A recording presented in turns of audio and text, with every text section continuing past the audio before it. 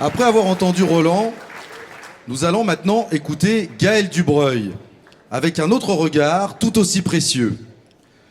Gaël est le papa de Ewen. À travers son témoignage, il va nous raconter ce que le passage des clowns à l'hôpital a représenté pour lui, pour son fils et pour toute leur famille. Parce que derrière chaque intervention, il y a une rencontre, une émotion, une parenthèse de légèreté. Une parenthèse qui parfois fait toute la différence, qui souvent laisse des traces et peut même aussi changer une vie. Mesdames et messieurs, accueillons chaleureusement Monsieur Gaël Dubreuil.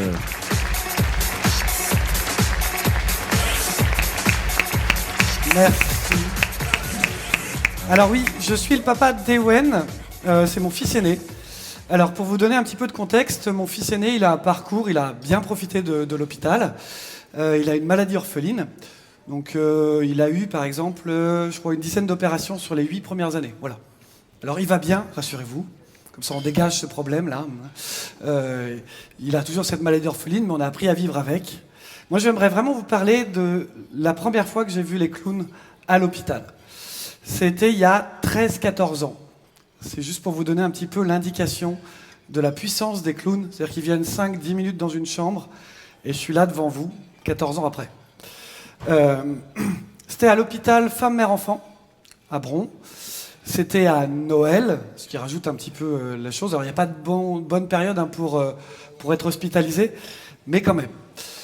Pour l'hôpital, pour les enfants, pour les accompagnants, c'est lourd, c'est douloureux, c'est très long. Il se passe à la fois plein de choses et il ne se passe pas grand-chose. Et à cette époque-là, donc du coup, on était en train de se balader, ou alors on avait un examen, je ne sais plus. On remonte dans la chambre et une infirmière me dit « Ah, c'est dommage, vous avez loupé les clowns. » Ça commence bien.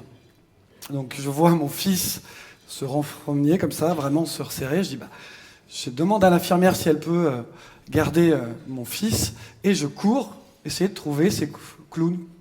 Je finis par les trouver dans au bout du couloir. Ces 2 femmes clowns. Et ces 2 femmes clowns, je pense qu'elles ont fini leur journée, pour être très franc. Alors je leur dis, je suis désolé, j'ai un fils qui s'appelle Ewen, il vous a pas vu, est-ce que vous pourriez venir? Elles se sont regardées, elles ont dit, oui. Retournez dans votre chambre, on arrive. Je rentre dans la chambre de mon fils, je lui dis, c'est bon, on va voir les clowns. Zéro réaction de mon fils, il est vraiment tout fermé comme ça. On toque à la porte, les clowns arrivent. Je vais être franc avec vous. Je n'ai aucun souvenir de ce qu'elles ont fait, ces 2 clowns. Je crois que même sur le moment, j'en sais rien. Simplement, ce dont je me souviens, c'est l'émotion. Ce que je me souviens, c'est mon fils qui s'ouvre, physiquement. Moi, mon regard, il est juste sur son visage et sur le sourire, sur le visage qui s'éclaire de mon fils. Je ne me rends pas compte à l'époque que mon corps, il fait pareil. Il s'ouvre comme ça. Je vous dis, j'ai aucun souvenir de ce qu'elles ont fait. Je ne sais pas si elles ont fait de la magie, si elles ont fait si elles ont fait, je sais pas, des blagues, si elles ont dansé. Je m'en souviens pas. Je me souviens de cette sensation. C'est un peu comme si elles avaient ouvert la fenêtre. Elles ont fait rentrer le vent du printemps. Elles ont dit, soleil, tu peux rentrer, vas-y. Et quand elles sont parties, elles nous ont dit, le soleil, vous pouvez le garder. C'est bon, il n'y a pas de souci. Et on l'a gardé longtemps, longtemps. Ce soleil. La preuve, c'est que je suis là devant vous et que je pense que je l'ai encore, ce soleil-là. Alors c'est une belle histoire, mais elle n'est pas terminée. Elle n'est pas terminée parce que je ne me suis pas présenté complètement. Mon métier, je suis comédien. Voilà. Alors il n'y a pas de saut métier, je vous remercie. Je suis comédien, et quelques années après ce que j'ai vécu en tant que papa, à l'hôpital, j'ai une de mes metteuses en scène qui me dit « On va bosser sur le clown pour une création, il faut que tu te formes. » J'avais pas du tout envie à l'époque, mais bon, j'obéis. Je me forme, je découvre une discipline extraordinaire qui est le clown, qui, moi, me touche énormément, et professionnellement et personnellement. Puis je fais surtout des rencontres, des belles rencontres. Je rencontre une amie qui m'invite à son anniversaire. Je vais à son anniversaire. Alors, un anniversaire de clown, il y a des clowns. En civil, rassurez-vous.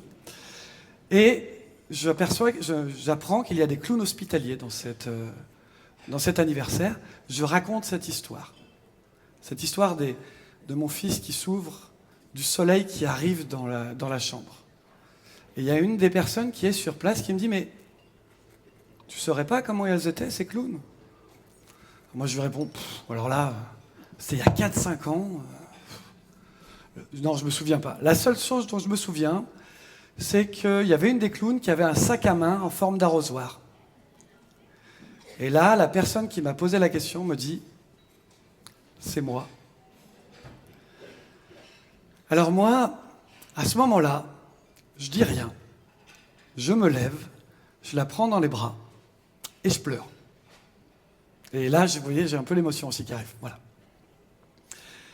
Un peu plus tard, elle me donne une carte avec toutes les photos de tous les clowns, des clowns de Dr Clown.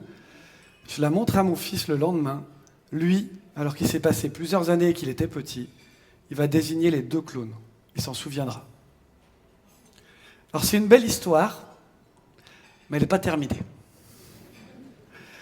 Elle n'est pas terminée parce que l'amie qui est dont c'est l'anniversaire, quelques années après, me dit, elle finit par rentrer chez Dr Clown et elle me dit, écoute, on cherche des clowns à l'hôpital, j'ai pensé à toi, est-ce que ça t'intéresse ?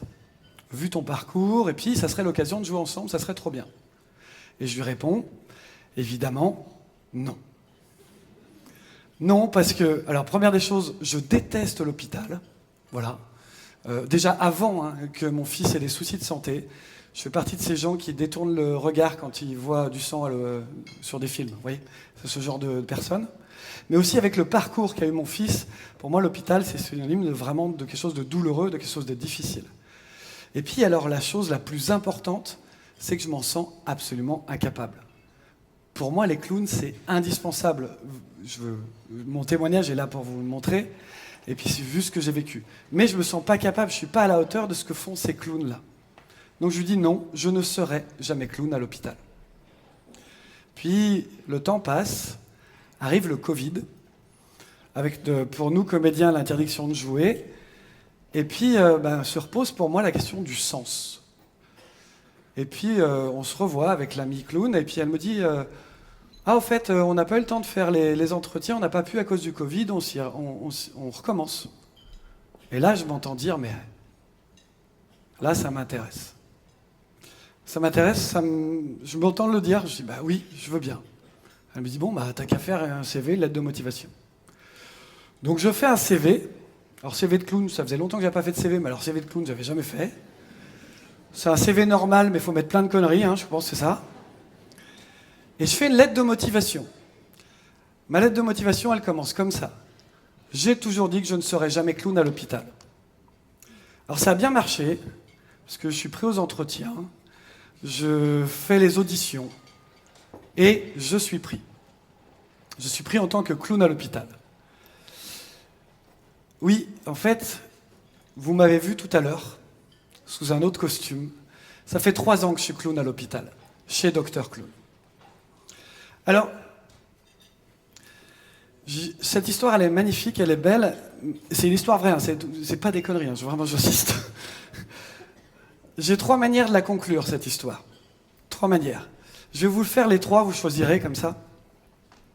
La première des manières de la conclure, c'est que chez Dr Clown, on a une forme de parrainage quand on fait des recrutements. Et moi, ma marraine de clown, elle a un sac à main en forme d'arrosoir. Je veux dire, c'est vrai. Vous pouvez l'applaudir.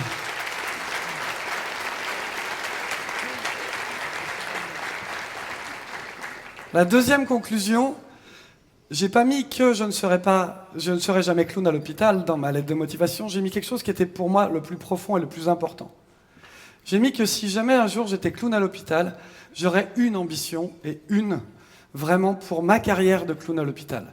C'est d'apporter au moins une fois dans une chambre le soleil que m'avaient apporté les 2 clowns dans la chambre de mon fils. Au moins une fois. Alors il faut savoir que mon ambition, elle a bougé maintenant. Maintenant, mon ambition, c'est d'amener au moins sur une intervention, au moins une fois par jour où je vais à l'hôpital, ce soleil-là. On en est là maintenant. Et la troisième manière de conclure, j'ai dit que mon fils Ewen, c'était pendant la semaine de l'hôpital, c'était pendant la semaine de Noël à l'hôpital, pardon. Cette année, pour la première fois depuis 30 ans, le 25 décembre, il y avait 2 clowns à l'hôpital qui ont apporté ce soleil-là. Je peux vous dire qu'on l'a apporté un peu costaud. Et cette histoire-là, en fait, elle a 14 ans, elle a pas tout à fait 14 ans, elle a en fait 30 ans. Mais cette histoire-là, en fait, elle a encore beaucoup de choses à... Enfin, elle n'est pas terminée, quoi. Donc on ne va pas conclure, on va juste se dire que, en fait, il y a encore 30 ans, peut-être 50 ans, 100 ans, j'en sais rien. Et que c'est ensemble, on va apporter ce soleil-là. C'est parce que vous êtes là, parce que les clowns sont là, parce que les bénévoles sont là, parce qu'un certain nombre de gens sont là. Pour ça, en fait, on aimerait remercier un certain nombre de personnes. J'aimerais réinviter David et Roland, s'il vous plaît. Vous pouvez les applaudir Roland. très fort. Prends un micro, Roland.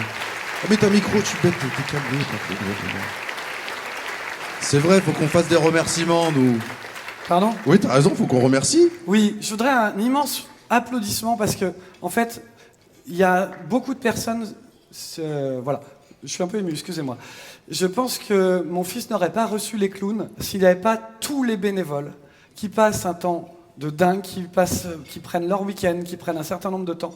Si eux, on va dire, c'est l'ombre, mais la belle ombre de ce soleil que nous amenons à l'hôpital. Donc je voudrais un immense applaudissement pour tous les bénévoles, s'il vous plaît. Et ils sont nombreux à être là ce soir, d'ailleurs, les bénévoles.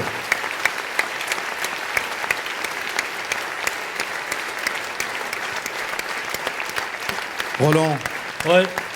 Moi, je voudrais aussi qu'on remercie tous les membres du bureau qui se sont succédés pendant 30 ans pour diriger cette association. Bravo à vous. Les membres du bureau, on les citera. Philippe Chouquet, Damien Corsan, Michel Gélef à l'époque, je les cite dans le désordre parce que la liste elle est longue, on vous la fera tout à l'heure. On a aussi une pensée pour les parents, les familles. On va pas leur dire merci, mais on pense à eux bien sûr, à tous ces gens qu'on a rencontrés. Ouais, on peut. Qui c'est qu'on a, Gaël ? Moi, j'aimerais qu'on ait une pensée et un grand applaudissement pour les soignants qui font un boulot de dingue, qui en plus jouent avec nous, qui nous supportent et en même temps qui sont des excellents partenaires de jeu. Vraiment un tonnerre d'applaudissements pour les soignants, s'il vous plaît.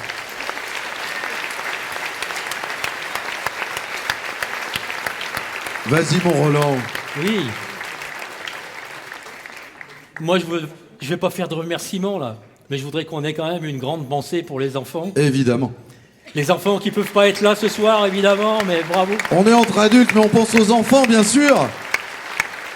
Une pensée pour tous nos mécènes. Et il y en a beaucoup ce soir. Les mécènes. Les mécènes. En fait, une pensée et un grand merci à tous ceux qui soutiennent Dr Clown par leur action, par leur fidélité, par leur bénévolat. Ouais. Et puis, qui c'est qu'il faut qu'on remercie encore ? Oui. Attends, je crois qu'on a oublié quelque chose, là.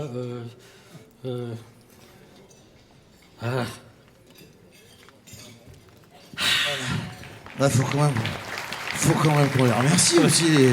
Faut peut-être remercier... Les clowns, faut remercier les clowns. Les clowns, s'il vous plaît. Les clowns. Regardez Adélaïde, Miss Mustang, Scott Fisher, mon pote, et Marcel, Margaret Josette, Pétula, Loupo, enfin Gilou, là c'est Bertrand. Regardez qui c'est qui arrive, Bergamote. Là c'est Katharina. Là c'est mercredi. Parce que mesdames et messieurs, j'ai un petit poème.